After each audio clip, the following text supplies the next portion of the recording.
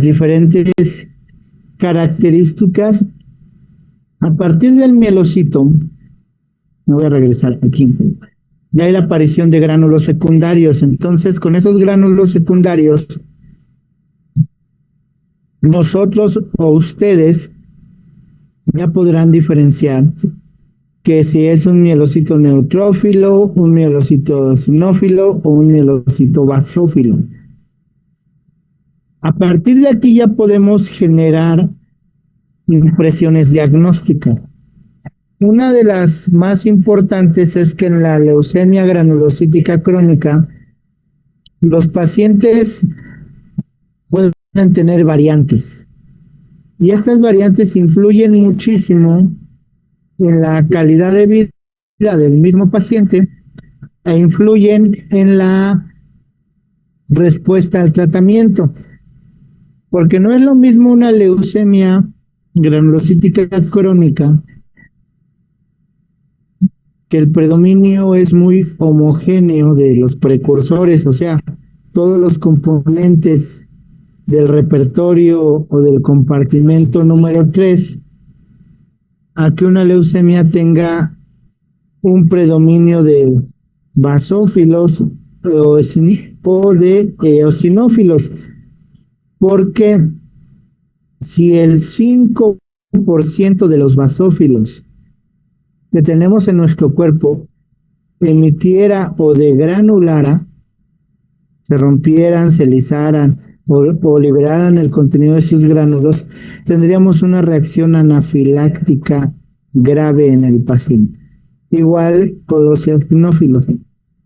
Entonces, al momento que veamos una muestra que tiene 100,000 leucos, que tiene todas las etapas de maduración, y vemos que hay mucho mielocito, metamielocito, eosinófilo o basófilo, lo tenemos que diferenciar y anotar en nuestro reporte, porque eso es un factor pronóstico en la vida del paciente.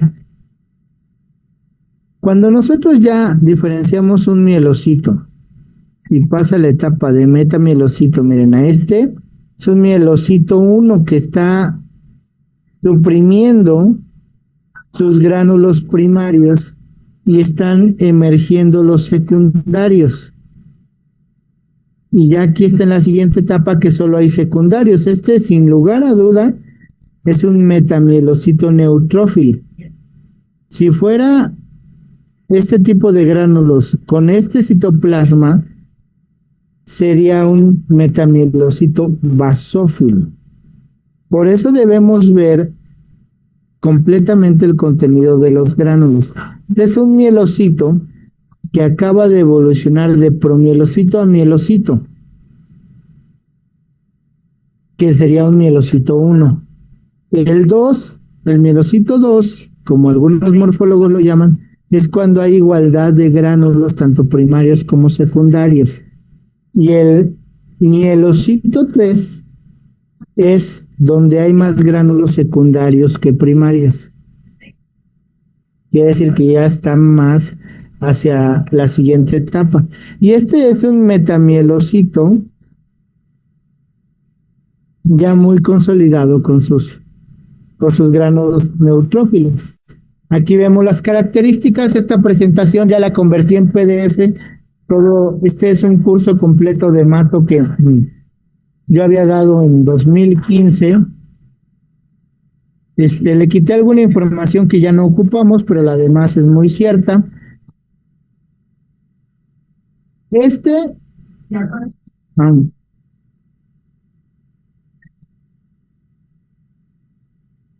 Debemos tener mucho cuidado con esto. Estos son los metamielocitos o riñoncitos, pero no debemos confundirlos con un fenómeno que se llama Pellier-Wett, que es un defecto genético de los neutrófilos que los deja bilobulados. Estos no se vuelven trilobulados y demás. Siempre van a estar en esta forma. Y este fenómeno también ocurre cuando hay un una intoxicación por medicamentos. Y ahí se le llama pseudopelge, pseudopelge wet. ¿Por qué pseudopelge wet? Porque no todas, primero Pelger wet porque es un defecto genético. ¿Qué quiere decir? Que todos los neutrófilos van a expresar ese fenotipo, que todos van a estar de esta forma. ¿Sí? Un pseudopelger wet, solo los neutrófilos que se vieron afectados por el medicamento. Pero también los vamos a encontrar como etapas de maduración, los metamielocitos. Pero en las apendicitis que tienen neutrofilias, y neutrofilia es más de 10.400 neutrófilos absolutos en una biometría hemática. ¿Qué quiere decir esto? Que leucocitos totales 15.000 y el 70% de ellos son neutrófilos. Sacamos la regla de 3, 15.000 es a 100, 70% es a X. Si eso me da más de 10.400, en automático debemos poner neutrofilia. ¿Vale? Pero en las apendicitis vemos mucho esto, los metamielocitos, y en la deshidratación, por quemaduras en pacientes quemados. Al generar quemaduras en nuestro cuerpo, y se generan esas ámpulas, coloquialmente dicho, pues caemos en deshidratación porque estas ámpulas son agua. Vamos a observar esto. Un aumento de neutrófilos y de bandas y de metamielocitos. ¿Vale? Entonces hay que anotarlo y diferenciarlos bien. Y el neutrófilo en banda y el neutrófilo segmentado. Este en bastonete es de obviamente una imagen bajada de un texto español, porque ellos le llaman bastonete a la banda. Y hay dos teorías que los morfólogos ocupan para diferenciar entre neutrófilo segmentado y banda. La primera, que para mí es la más compleja, es que si ustedes ven, aquí se ve muy condensada la cromatina, estos pedacitos. Véanlo. Si la parte más delgada, que sería esta, cuenta con ambos lados cercanos, así, condensaciones de cromatina aquí y aquí, ya puedo decir que es neutrófilo segmentado. Si no los tiene, es banda. Ese es muy complejo porque si nuestra tinción nos quedó el colorante inmaduro, no vamos a ver estos contrastes. Por eso es complejo. Y depende mucho de la agudez visual y resolución de nuestro microscopio. ¿Qué pasaría si nosotros hacemos la otra teoría? Vemos el lado más grueso. ¿Cuál es el más grueso? ¿De aquí a acá o de aquí a acá? Vamos a hacer el ejercicio con este. Si la parte más delgada del lóbulo es menor a 1/3 de la parte más gruesa, es neutrófilo segmentado. Si es igual o mayor, es neutrófilo en banda. Y esto se me hace un poquito más fácil porque al ojito por ciento esto sí es más que de 1/3 en esto, porque vean, aquí le pongo una y es casi 2 manitas. Y aquí mide 1, 2, 3 y casi 4 manitas, ¿no? Entonces, este es un neutrófilo en banda y este un segmentado. Los verdaderos segmentados francos, pues vean cómo su unión sí es mucho menor a 1/3 de la parte más grande, ¿no? Se me hace a mí más fácil esta segunda clasificación, Porque si yo aplicara la primera, yo no veo la condensación de cromatina aquí, que sí la veo aquí o aquí. A mí me gusta más la segunda, ustedes tomen la que más les guste, la que más les sea práctica y en la cual se sientan más cómodos. Eh, Hay quien dice, no pierdan el tiempo diferenciando bandas y segmentados, ya que en la apendicitis pues hay una neutrofilia total. Eso sí es cierto en una urgencia, pero en la clasificación de leucemias existe una variante muy rara, pero que existe, es la leucemia neutrofílica crónica. ¿Y qué quiere decir esta leucemia? Que son puros neutrófilos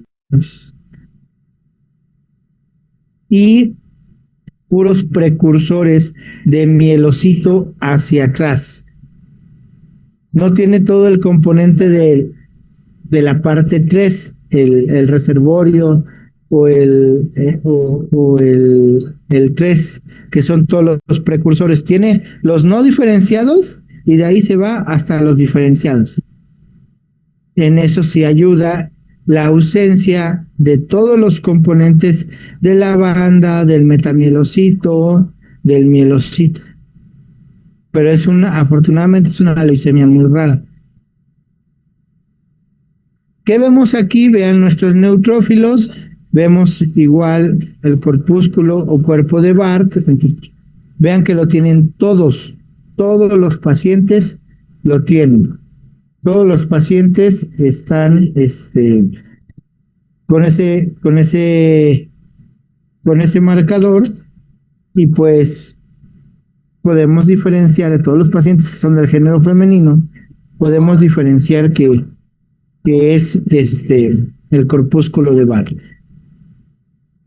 Aquí podemos ver varios estadios de maduración, véanlo. Un metamielocito aquí está riñonado. Sus gránulos secundarios, estos están en todos. Vean cómo es en banda.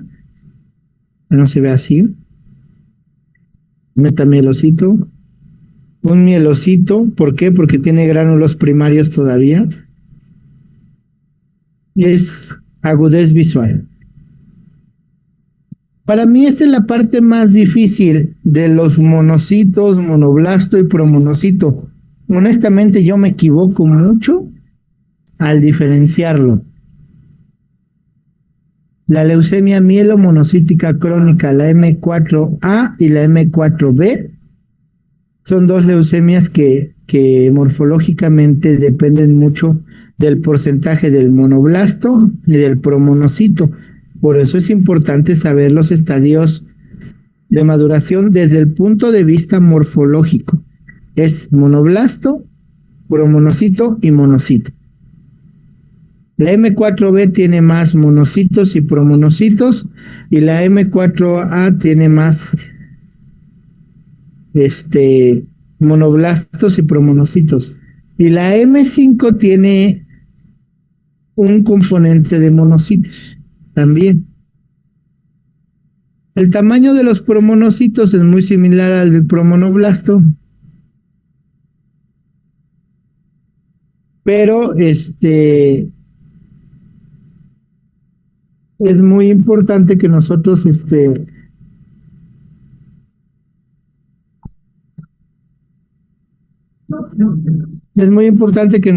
veamos las características del citoplasma. Yo me baso mucho en que este citoplasma es un poquito más azurófilo, aquí se ve más grisáceo, podemos ver pequeñas vacuolitas, ¿sí? Y es más laxo el núcleo. En el promonocito podemos ver algunos nucleolos, en el monoblasto sí, el monocito no tiene nucleolos. No son algunas características que uno tiene que ir viendo. Estas tablitas yo las hice como para que sirvan de guía. Por eso esta clase siempre se las doy en PDF. Vean, en este caso, en el monocito, su núcleo es irregular y algunas veces puede tener vacuolización del citoplasma. Esto es cuando están activados y es en presencia de infecciones.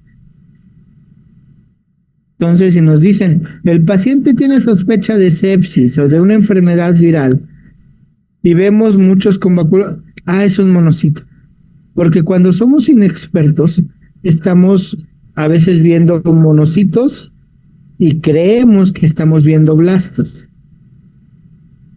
o células leucémicas. Después del recorrido de hematopoiesis que hemos dado, yo les puedo decir un par de afirmaciones. La primera, es fundamental que entendamos que para que haya una enfermedad, desde el punto de vista hematológica, hay 3 componentes principales.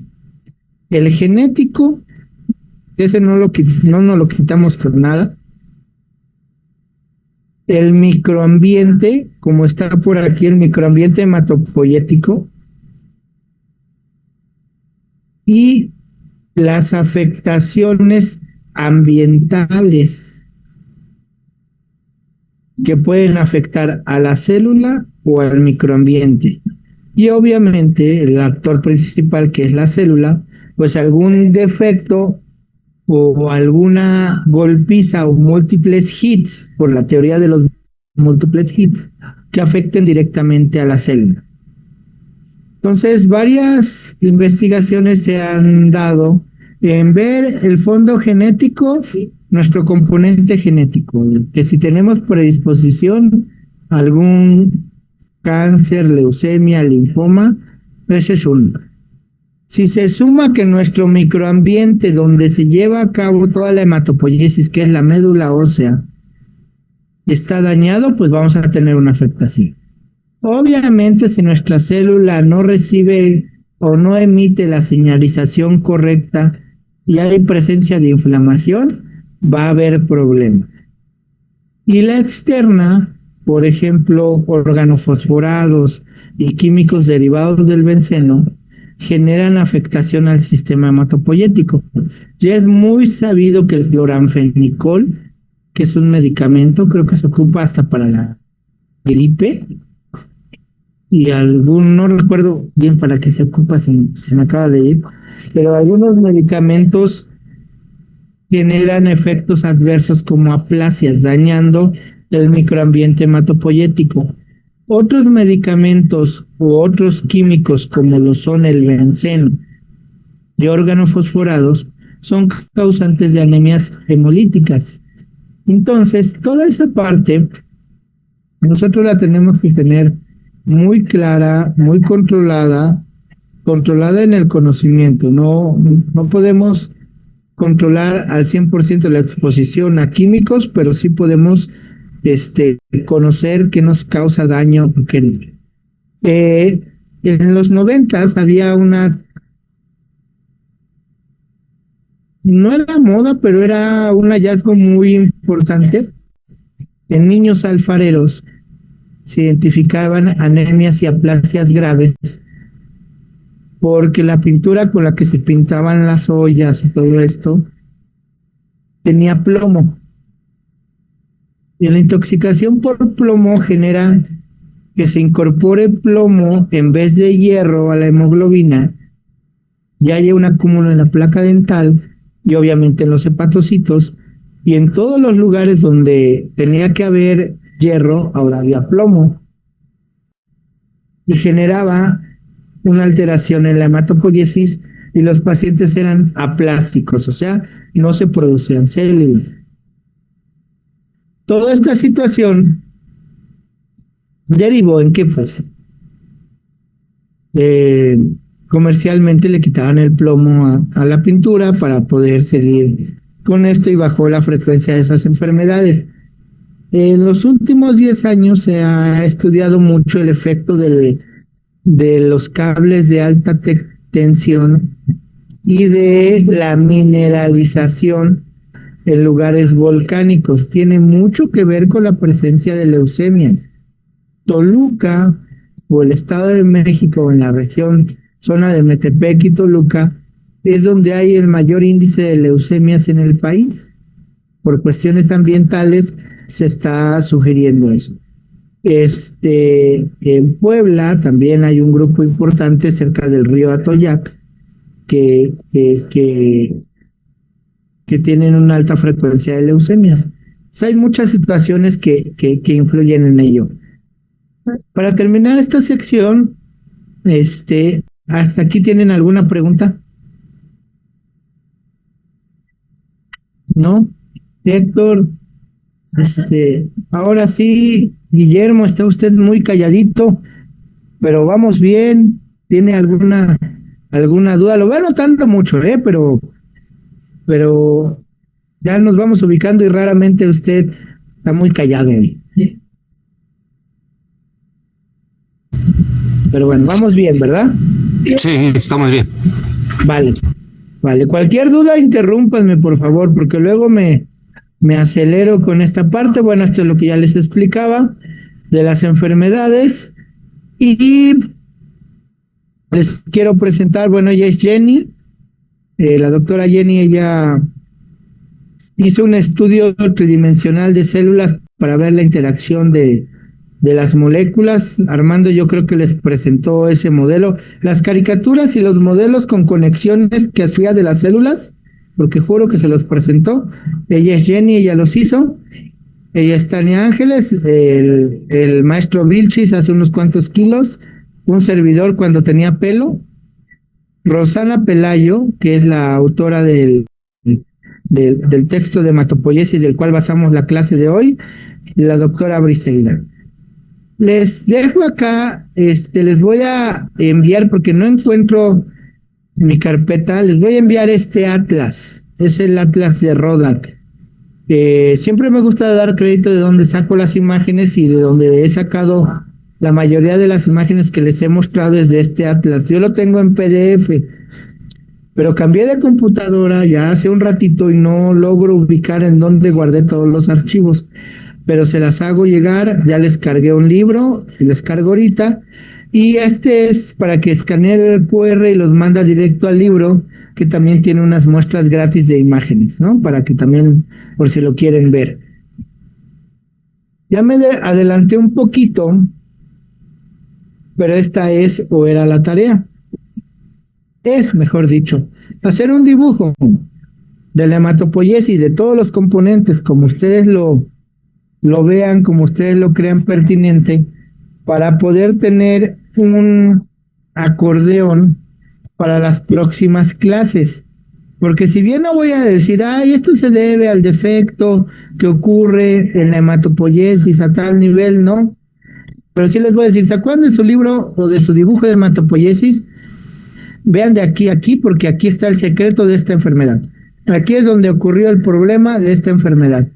Estaríamos situados en esta etapa, en la hematopoiesis, en esta leucemia. Porque es importante para entender a qué nivel de diferenciación está el problema que estamos viendo. Entonces les encargo mucho la tarea.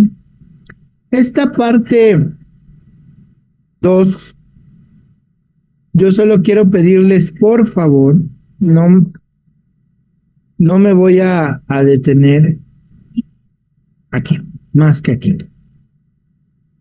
Les voy a enviar la presentación, toda la presentación.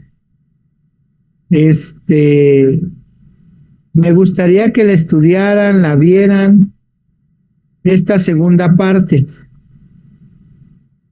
porque van a ver leucemias ustedes con Lilia Chávez. Y honestamente me gustaría que todas las preguntas se las hicieran a alguien que les puede contestar con tips del día a día. O sea, ella está viendo células y células y tiene muy bonito material. Prácticamente sus imágenes son fotos de ella, de las diferentes leucemias que se clasifican. Con ella van a ver esta clasificación, la clasificación morfológica de las leucemias. ¿Y por qué quiero dejarles esta presentación para que la vean, para que lo hagan? Pues porque primero quiero que estudien hematopoiesis, ¿no? Para que le den hacia atrás a todo esto. Dos, tengan curiosidad de saber de qué se trata, lo estoy poniendo aquí rápidamente, para que le hagan muchas preguntas y aprovechen a la profesora. Yo voy a estar presentándola ese día con ustedes, pero la verdad es alguien que sabe mucho. Personalmente es una amiga que yo quiero mucho, pero que le he aprendido mucho hematología, entonces mucho de la morfología. Me gustaría que pudieran ustedes sacarle el máximo provecho, o sea, aprender de primera mano. Les voy a dejar estas diapos, esta presentación, además es parte de la clase, para que ustedes tengan los tips de lo que es las leucemias para que no me los agarre de bajada.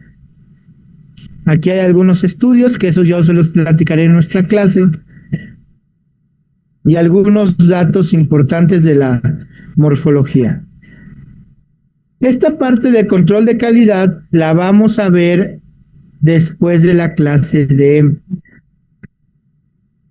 Lilia, porque después viene, creo que nuestro calendario, a ver, déjenme quitar esta cosa. En nuestro calendario viene que en Semana Santa no tenemos clase, ¿verdad? ¿Quién tiene por ahí su calendario? No sea malito. Si no, ahorita déjenme abrirlo. Sí, dice que no, pero es en el 4 de abril. O sea, la clase del 4 de abril es cuando no tendríamos clase. Ok, a ver, ay, ¿dónde está? Aquí está, sí, el 4 de abril creo que no tenemos y regresamos hasta Sería el 11 de abril. Ok. Bueno, entonces la clase sería la siguiente con Lilia para leucemias y nos veríamos el 11 de abril para la tercera parte que es control de calidad en hematología y vamos a ver citometría hemática. Los puntos a considerar de una biometría hemática y van a ver qué bonito o todo lo que nos va a dar una buena biometría. Desde cómo tomarla, qué consecuencias tiene quitarle el coágulo y más situaciones. ¿Alguna duda hasta acá, jóvenes? ¿Tienen clara la tarea? Porque la tarea les va a quitar como 4 horas, ¿eh? Por eso los voy a dejar libres hoy temprano. Cristian, dime. Yo tengo una pregunta, pero es más sobre las leucemias. Sí, claro, claro. Es que había visto que por ejemplo, las personas que sufren de leucemia y, por ejemplo, son tipo RH positivo, se ha estudiado que también en su población de eritrocitos empiezan a perder ese RH positivo. Entonces, tienen eritrocitos con dos poblaciones, una con RH positivo y una con RH negativo.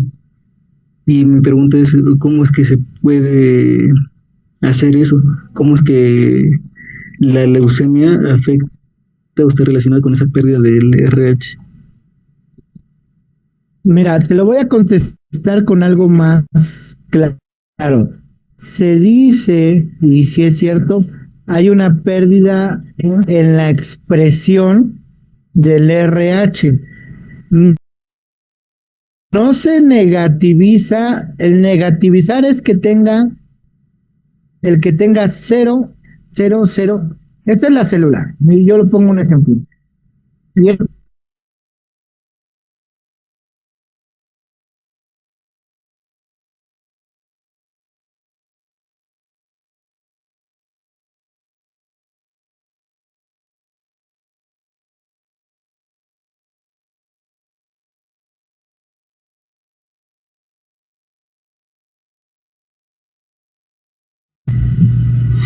No se escucha, profe.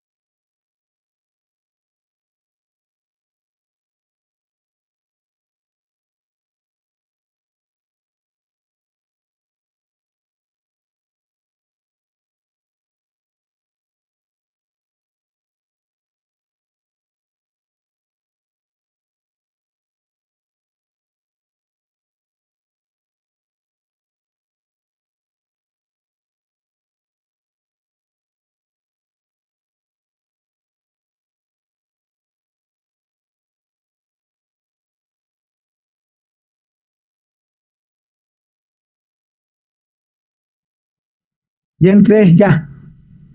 Ay, disculpe, no me dejaba ingresar. Algo pasa con la red.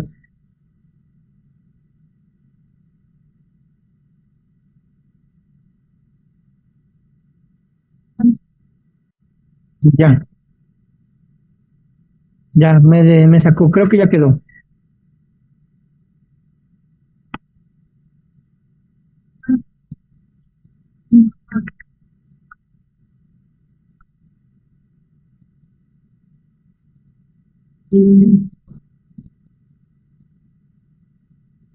Entonces, en la leucemia hay una pérdida de la expresión de algunos marcadores. ¿Por qué ocurre marcadores o receptores? ¿Por qué ocurre eso? Eso ocurre porque pierde capacidades de diferenciación. Y acuérdense que entre más va madurando, va expresando unos marcadores y unos los va suprimiendo. Y al perder esa capacidad, algunas células pierden la sincronía y cuando les toca expresar, por ejemplo, el del RH, no lo expresan.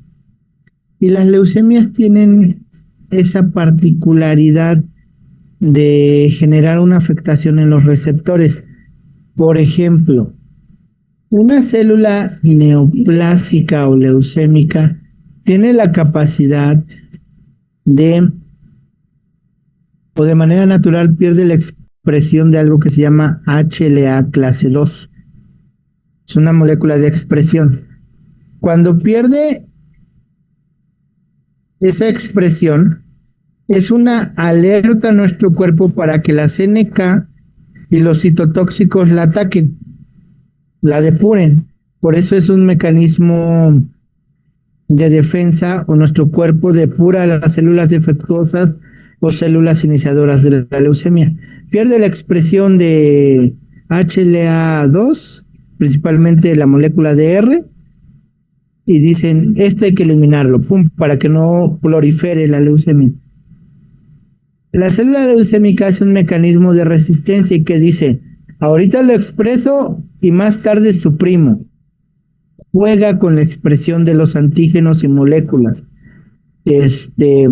Porque también tiene mecanismos de supervivencia la célula. Por eso se mueve o se afecta la expresión normal de los marcadores celulares. ¿Quién estuvo en la clase con Noemí?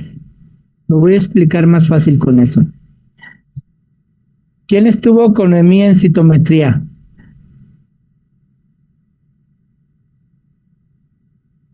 Nadie. ¿Cómo? ¿A poco no tuvimos no tuvimos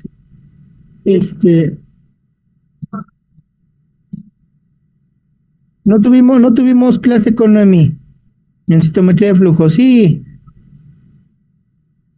No, creo que no, ¿verdad? Fue Carmen, químicas, Carla. Ok. La próxima clase, bueno, me voy a adelantar. Yo pensé que ya habíamos tenido la de Noemí. En citometría de flujo, que es ver las expresiones de las células, vamos a ver unos diagramas de alto, bajo, vuelve a expresar, unas gráficas de expresión. Esa es la expresión de las moléculas de manera normal. Parte de la clasificación de leucemias es buscar que no cumpla con la normalidad en la expresión, que no cumpla esos patrones normales de expresión. Eso ocurre en las leucemias. Entonces, en algunos casos pasa que reduce la expresión de antígenos que son de grupo sanguíneo. En la mayoría ocurre que quita la expresión de HLA-DR y luego la sobreexpresa. Y es una afectación, pues no es normal, pero es común en las leucemias. Afectar la expresión de esos antígenos. Adelante, Viri. Gracias, maestro. Disculpe, entonces, si mi hija tuvo leucemia, LLA, ¿tendría que hacerle otra determinación de grupo sanguíneo? Ella es A positivo. No. No, ella es, a ver, cambió, redujo la expresión. Por eso dije, no la ok. desaparece. Reduce la expresión Ajá. en el momento que está la enfermedad. Se cura la enfermedad, se vuelven a expresar de manera normal Ok. los marcadores. Ujú. No hay un cambio de grupo, no hay un cambio de RH. De hecho, ocurren los RH positivos. Se reduce la expresión, pero no ocurre en los RH negativo que ahora exprese. Muchas veces las leucemias reducen la expresión de algunas proteínas de superficie, ¿sí? Pero no ocurre al revés, que tu hija fuera RH negativo antes de la enfermedad y que ahorita después de la enfermedad sea RH positivo. ¿En qué casos creen que sí se pueda haber un cambio de grupo sanguíneo?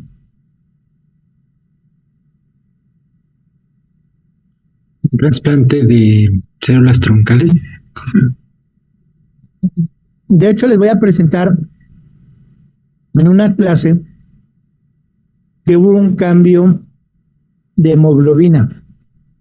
Se expresaba más hemoglobina 2 porque el donador del trasplante era portador de la hemoglobina S.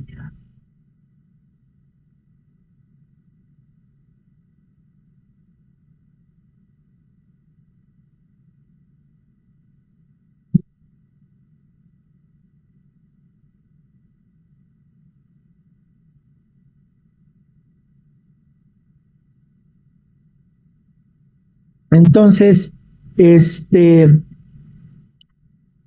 un trasplante de médula ósea que no son del mismo grupo sanguíneo, pero sí deben ser del mismo RH.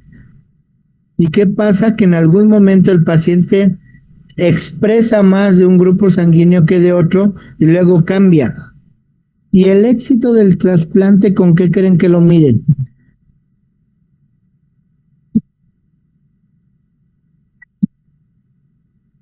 ¿Cómo dirían ustedes que un paciente un paciente O que no expresa ni antígeno A ni antígeno B y el donador expresa antígeno A, entonces grupo sanguíneo A, se pasan sus células acá, ¿cómo diríamos que el trasplante tuvo éxito?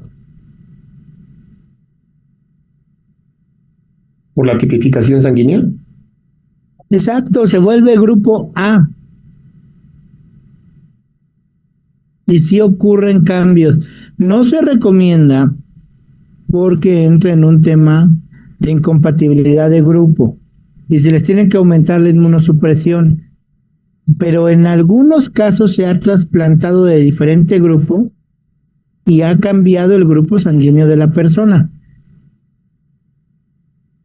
Esto lo vamos a ver con hematopoiesis.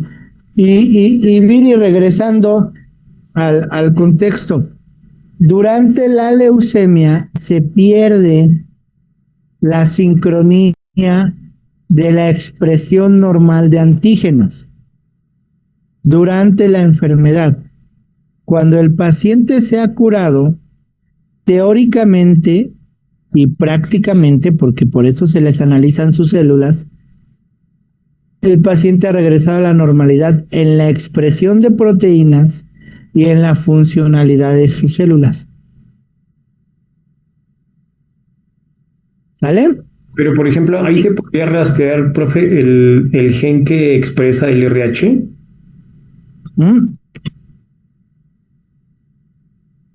El gen que expresa el RH va a seguir activo.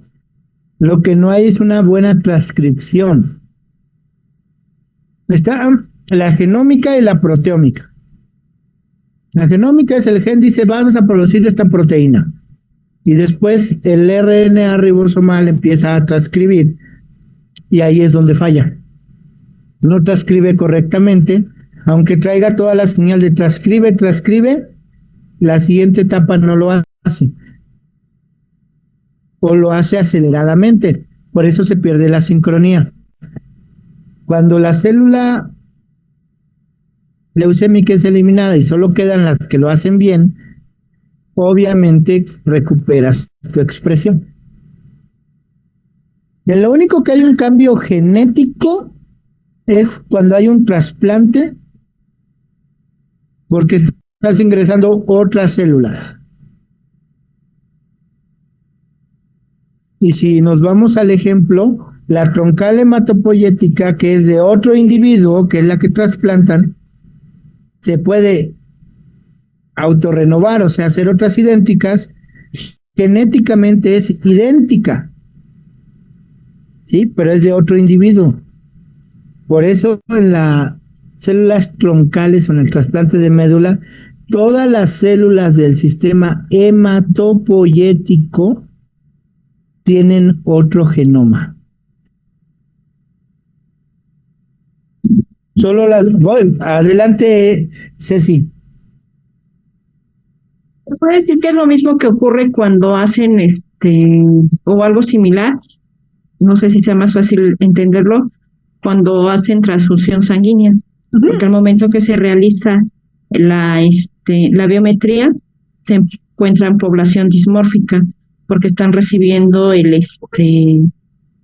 pues los eritros de otra persona, ¿no? Exactamente. Hacer una citometría hemática dentro de las primeras 24 horas después de una transfusión, estamos midiendo lo transfundido. Incluso lo que acaba de decir Ceci, en la población eritrocítica dismórfica, que la podemos ver dos piquitos en el famoso RDW, pues nos dice, sí, la del paciente está más chiquita y la del donador son las células más grandes. Lo podemos ver ahí. Y al ver el frotis sí se ven las diferencias. Sí puedes decir, estos han de ser del donador, estos del receptor. Estos están paliditos, estos se ven bien bonitos. ¿Alguna otra duda, jóvenes? Bueno, voy a pasarles la presentación para que la estudien. Les encargo mucho, y yo creo que les voy a avisar, pero ya para las de la sesión del 11 la vamos a hacer práctica. Yo les aviso puntualmente para hacer la práctica, y ahí mismo lleven su dibujito, su tarea. Es la única que les voy a pedir así. Hay quienes me dicen que no es académicamente correcta, pero créanme, no voy a juzgar el dibujo, no es el talento pintoresco, ni gráfico, ni la forma de qué tanto dibujen. Es que le hayan dedicado tiempo a un detalle, un gránulo, el cambio del color del citoplasma, el tamaño de la célula, la parte arrillonada del metamielocito, y el distintivo que le pusieron a cada célula. ¿Sale? Entonces, si no tienen otra pregunta, muchas gracias por su tiempo. Prendan su camarita porque me deben la foto de la clase pasada. Le dije al químico Vilchis, diles que se tomen una foto. Y creo que no se la tomaron, o sí se la tomaron. ¿Quién la tomó? ¿La tomó él? Mándenla al grupo quien la haya tomado, por favor. La tomé yo, en el grupo. Sí la mandé. ¿Sí está en el grupo? Sí. Ok. Ahorita la busco entonces. ¿Listo? Por favor, prendan su camarita. Estamos listos otra vez. Vale. Pues les agradezco mucho. Permítanme.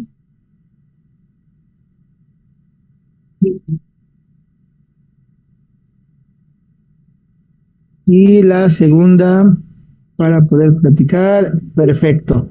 Ahorita se las mando al grupo también. Y si no tienen algo más que agregar, pues muchísimas gracias. Bonito fin de semana a todos.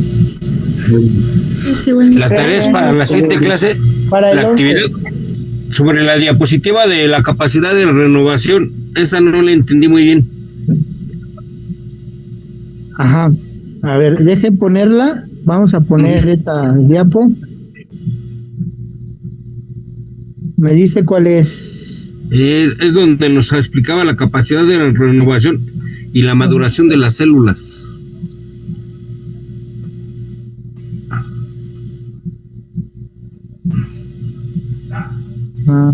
Esta. No. No, otra. Era un recuadro. Usted me dice, ¿eh? Ajá. Va a ser esta. Ajá. Sí, esta. Mire, esta es la célula más primitiva. Ajá. La troncal hematopoyética, la reina de todas las células. Sí. Tiene dos capacidades: generar otra idéntica a ella aquí al lado, que jerárquicamente es igualita, hacer una gemela. Esto se llama autoperpetuación, que ella misma está generando, se está clonando. Y cuando ya se diferencia que va a formar esta o esta, se está diferenciando, o sea, está madurando. Dar origen a la célula que sigue o evolucionar, porque es evolucionar, es diferenciación. Pero cuando se produce una igual, es como que se viera al espejo y se produce otra igualita, es autorrenovación. Nosotros o los mamíferos tienen la capacidad que con una sola célula de estas, en un ambiente hematopoyético bonito, rico, enriquecido, puede llegar a poblar todo nuestro sistema, porque la célula hace un modelo. Primero produce muchas de estas, pum, pum, pum, pum, pum, pum, pum, todas iguales, ¿sale? Ya que produjo todas iguales, ahora esas iguales se van a diferenciar, porque vea algo que no dije y lo vamos a comentar en la otra clase. Por una de estas que se diferencie hasta la madura, me puede producir 32 células funcionales.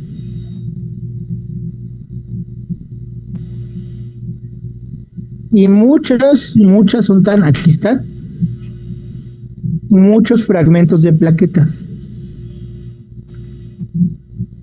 Porque este produce a esta produce 2, esta produce 6. Entonces son una, aquí son 2, 4, 6, 8, 10, 12, 13, 14, 15, 16, 17, 18, 19, 4, 25, 26, 27, 28, 29, 30, pero este se va al músculo, acuérdense. El mastocito 31, 32, 33 con el eritrocito maduro. Una sola célula de estas que decida diferenciarse a todas puede llegar a producir hasta 32. Por esto tienen gran capacidad de población. Y lo que haría, pensando como célula, es primero me duplico para que haya otra igual a mí. Y mi clon que se diferencie. Y ya vemos 32, 33 funcionales y otra igual a mí. Me vuelvo a duplicar y otra que produzca otra. Entonces ya hay 66 más 2 funcionales. Y luego otra vez, y así se va haciendo exponencialmente. Por eso esta célula se le conoce como célula madre. Eso lo dicen mucho los españoles, ¿no? Es su forma de hablar. Pero es la célula que produce todas.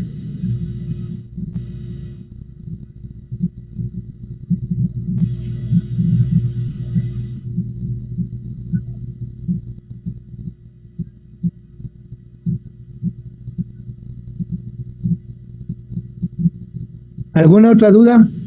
No, se está viendo. Perfecto. Les cargo la presentación. Muchas gracias por su tiempo.